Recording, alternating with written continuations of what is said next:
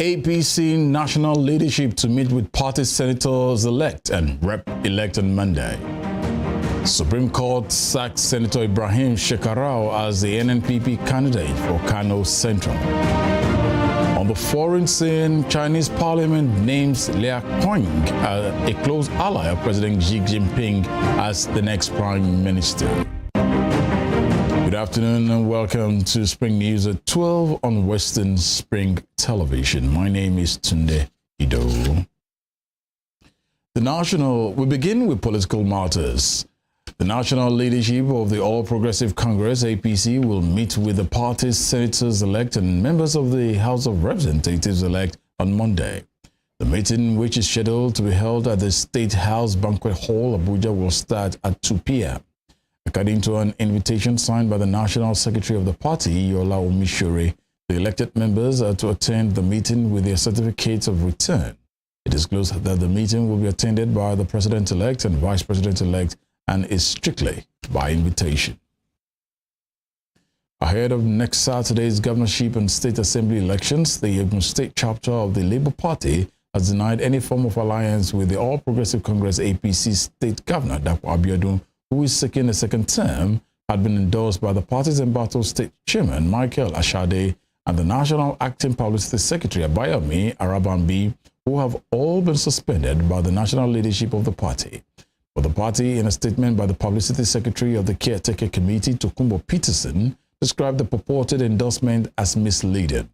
Mr. Peterson said the Labour Party could not have entered into any alliance with the APC in the state, adding that the endorsement was a poor attempt to hoodwink the electorate into believing that the party is in alliance with the APC.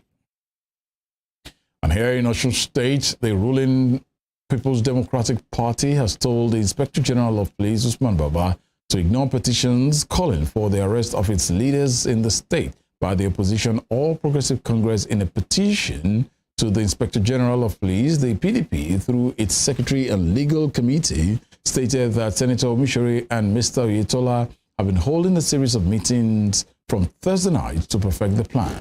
It also added that the Speaker of the Osun State House of Assembly, Timothy Owoye, and former Commissioner for Works, Remi Omowaye, were key ringleaders in the new attempt to plunge the state into chaos ahead of next Saturday's election. The party posted that Senator Omishore was working with the police election commissioners posted to the state in pursuance of the agenda, warning that the worst and most dangerous part was the importation of fake policemen from the neighboring state. The party stated further that Senator Omishore and Mr. Oyetola have listed names of prominent PDP leaders to arrest. In the meantime, the Katsina State chapter of the New Nigeria People's Party has sacked its deputy governorship candidate, Mukhtar Rabe Dama, the state party chairman, Sani Liti, and other top executives. The NNPP Director, Media and Publicity, Nasiru Usman Kankia, disclosed this to newsmen on the decision of the party yesterday in Katsina. He said the individuals were sacked for anti-party activities, including Thursday's endorsement of the All Progressive Congress candidate, Dr. Diko Rada. It will be recalled that a section of the state executive leadership of the party convened an unauthorized meeting on Thursday and backed the candidacy of the APC. The Gombe State People's Democratic Party PDP Campaign Management Council has kicked against the directive of the state governor, Muhammadu Inuwa Yaya, to dismantle all security checkpoints within the state. Governor Inuwa Yahaya is also the governorship candidate of the All Progressive Congress APC in the state, where the PDP candidate, Mohammed Jibrin Bade, is among the top contenders to the seat. Spokesman of the PDP Campaign Management Council in the state, Mr. Ayuba Aluke, in a press briefing, also alleged that the timing of the directive, which was issued last Monday, is highly questionable and suspicious. He further alleged that the directive is employed to grant free movement for the governor's thugs to intimidate voters and unleash terror and violence on the people of the state before, during, and after the election. And in Rivers State, Governor Nyesom Wike has charged the recently elected National Assembly members in the state not to pledge loyalty to the People's Democratic Party National Working Committee when inaugurated.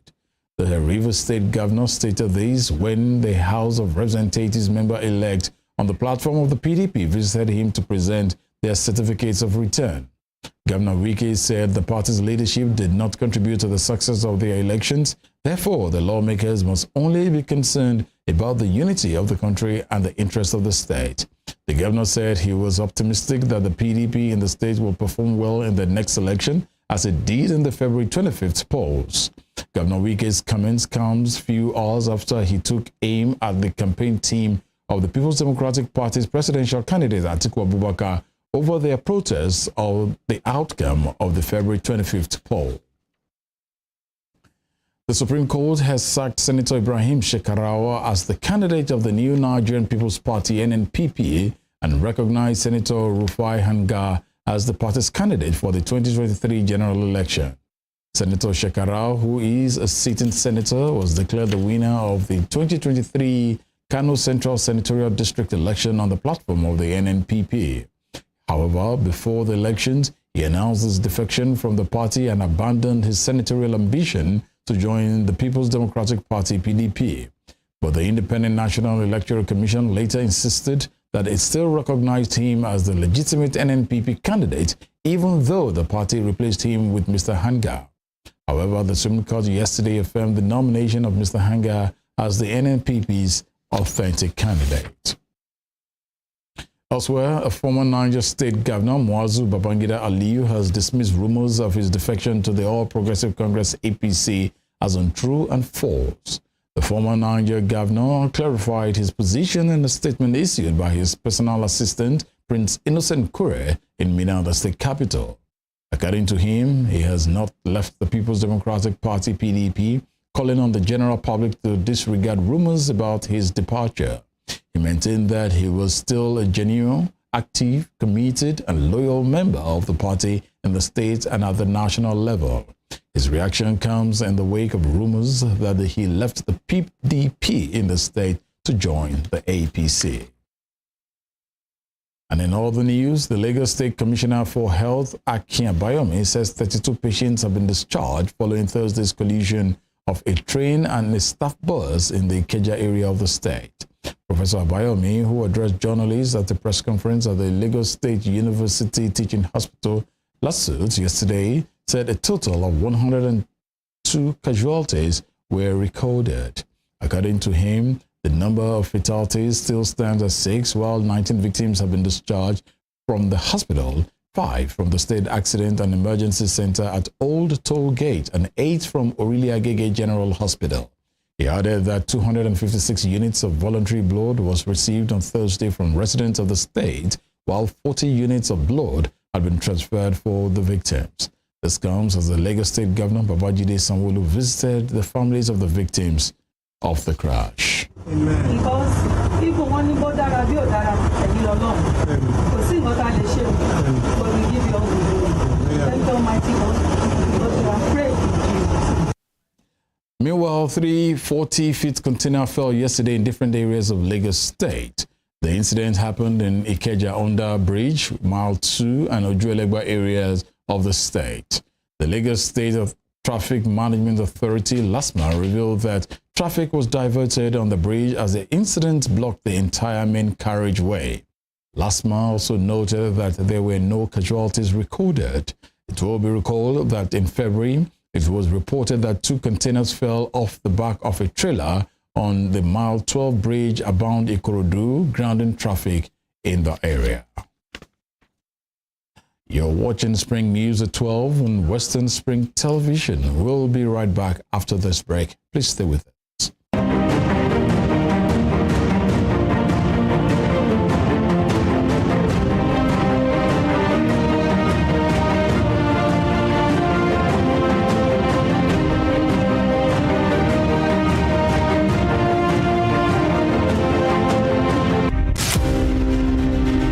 Aminatu, the legendary Queen of Zazzau, is best known to historians as Queen Amina of Zaria, an old walled town and capital of the Hausa state of Zazzau.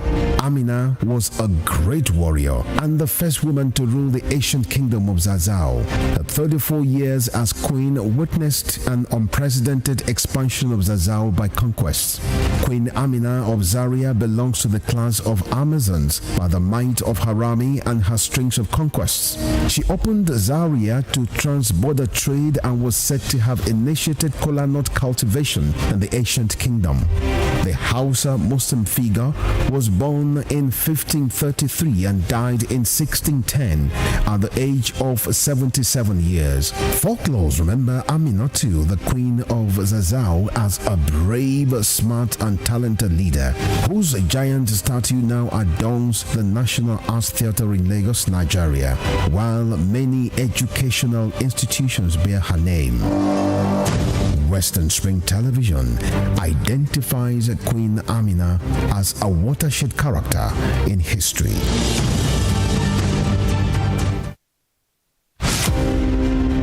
James Ajibolaige was a lawyer who obtained his first degree in classics from Nigeria's premier university of Ibadan. Born September 13, 1930, the orator and the polyglot spoke impeccable English, French, Igbo, Hausa, and Yoruba languages. His fine diction placed him among classical orators and public speakers like Cicero, the Roman orator. This attribute earned him the prefix Cicero of Esauke. He authored Kaduna Boy, an autobiography, Detainee's Diary, Constitution, and the People, among 6 other books. Bolaige was a colorful politician, elected governor of Oyo State in 1979 and appointed a federal minister in 1999. He was a pioneer founder of Afenifere, the Yoruba social, cultural, and political group. He invested his political sagacity to propel the group to the height of political leadership and decision-making in the southwest of Nigeria. Bolaige was assassinated on the 23rd December 2001. His murderers are yet to be apprehended till today. Western Spring Television identifies Bolaige as a watershed character in history.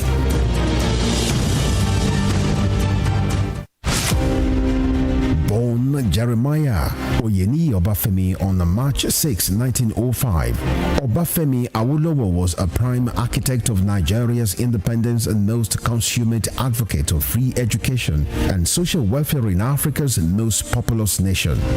Erudite politician, thinker, and philosopher, Awo was fondly addressed by associates and political colleagues, brought his unique attributes to bear on governance in the defunct Western region. He administered as leader of government business and the premier between 1955 and 1958. Obafemi Awolowo's premiership witnessed pioneering in multi-sectoral policy initiatives and execution. The Western region under his administration paraded several enviable records. First television station in Africa, first real estate in Nigeria, first high-rise building in Nigeria, first modern sports stadium in Nigeria, first agricultural settlement in Nigeria, first modern civil service secretariat in Nigeria, and first industrial estate in Nigeria. His face is on 100 naira denomination as a mark of honor for his distinguished services to his country. Western Spring Television identifies Obafemi Awolowo as a major character in history. Nelson Rolihlahla Mandela was an anti-apartheid activist who gave his all for the elimination of what has been described as the world's most vicious rule of the unjust and man's inhumanity against man. He was born July 18, 1918 in Mvezo, South Africa, educated and trained as a successful legal practitioner. He took up the gauntlet of a human activist against segregation by the minority of white supremacist arrest in South Africa at the climax of his trial for treason orchestrated by the minority South African government. The great crusader for democratic equality was prepared to pay the supreme sacrifice to establish majority rule in his native land. He told white jurists that if achieving freedom for his people was worth his life, he was prepared to die. Nelson Mandela spent 27 years in Robben Island, described as the most notorious prison in the world. It was from this same prison that he came out as a free man to assume office as South Africa's first black president in 1994. Western Spring Television identifies Nelson Mandela as a watershed character in history.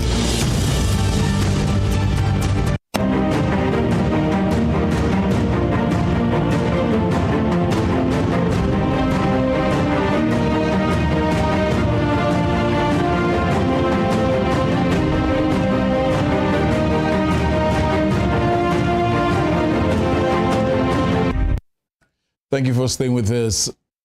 The commencement of the 2023 National Housing and Population Census, earlier slated for March 29th, is likely to be affected by the postponement of the governorship and state assembly elections.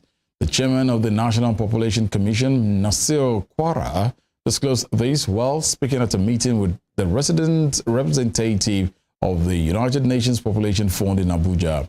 The state elections, which were earlier scheduled to hold on March the 11th, have now been scheduled for March 18th by the Independent National Electoral Commission, INEC.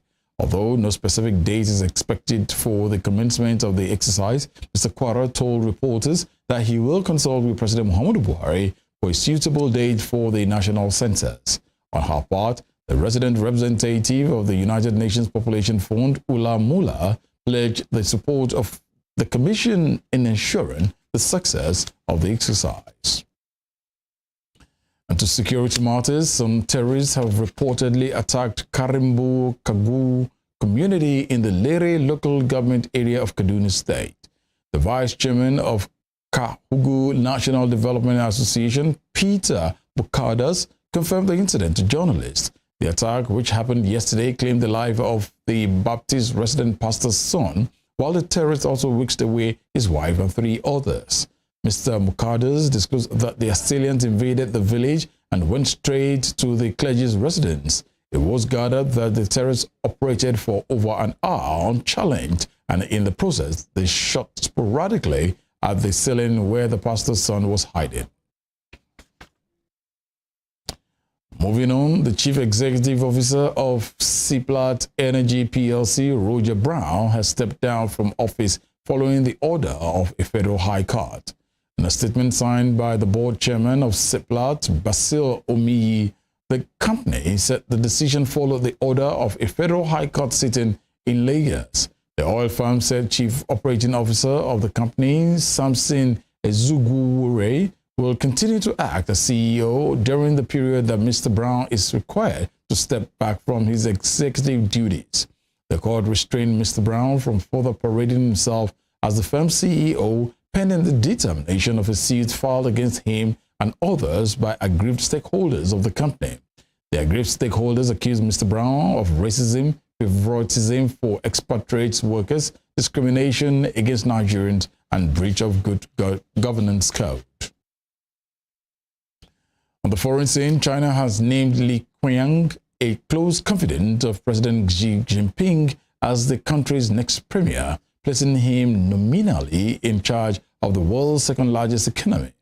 Mr. Li was nominated by President Xi and appointed to the position with no dissenting voices at this morning's session of the National People's Congress in Beijing. He replaces outgoing Premier Li Keqiang. The confirmation of Mr. Li's position came a day after President Xi secured an unrivaled third 5-year term as president, setting him up to possibly rule for life. The 63-year-old Mr. Li is best known for having enforced a brutal zero-COVID lockdown in Shanghai last spring as party boss of the Chinese financial hub. 3 former members of a Hong Kong group that organized annual vigils to mark China's 1989 Tiananmen Square massacre have been sentenced to 4.5 months in jail for not complying with a request for information under Beijing's imposed national security law. Chu Hang-tung, a prominent Hong Kong pro-democracy activist, was sentenced at a magistrate court this morning alongside co-defendant Tang Ngok Kwan and Tushi Hong Kwang, announcing the custodial sentence that fell short of the 6 months maximum jail term allowed for the charge. Magistrate Peter Law said national security is cardinally important to public interest and the whole nation.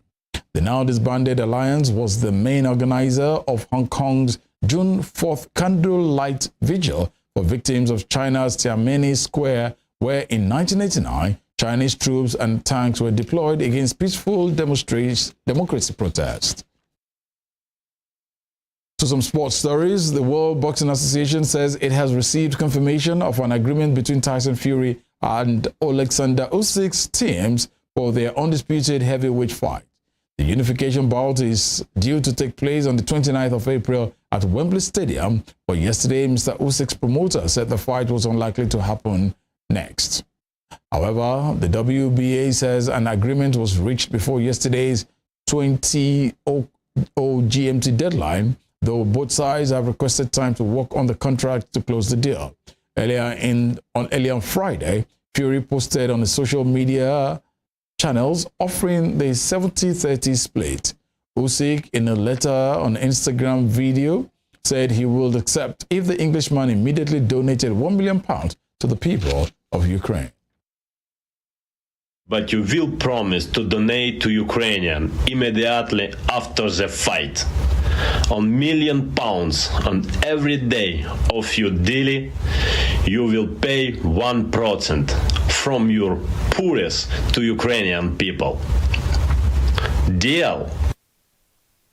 Barcelona faced charges of corruption over payments the club made to Jose Maria Enrique Negreira, a former vice president of Spain's referees committee. It emerged last month that Barca paid Mr. Negreira and a company he owns a reported total of 8.4 million euros between 2001 and 2018. A Barcelona court heard yesterday that Barca former club officials and Mr. Negreira had been indicted for corruption, breach of trust, and false business records. These lawsuits, brought by the Barcelona Public Prosecutor's Office, target the club as well as former President Josep Maria Bartomeu and Sandro Rosell. Before we end the news, here is a recap of our top stories. The national leadership of the All Progressive Congress will meet with the party's senators-elect and members of the House of Representatives-elect on Monday. The Supreme Court has sacked Senator Ibrahim Shekarau as the candidate of the new Nigerian People's Party, NNPP, and recognized Senator Rufai Hanga as the party's candidate for the 2023 general elections. And on the foreign scene, we told you that China has named Li Qiang, a close confidant of President Xi Jinping, as the country's next premier, placing him nominally in charge of the world's second largest economy. You can follow us on our social media handles on Facebook, Instagram, and Twitter at Western Spring Television. You can also watch us live on our YouTube channel at Western Spring Television. That ends Spring News at 12. I am Tunde Ido. Enjoy the very best of the weekend.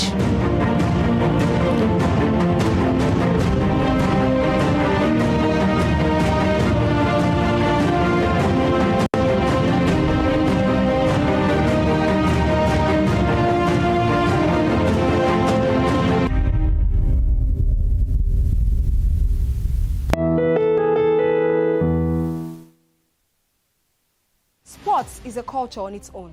It has its own language, its own people, with their own way of life.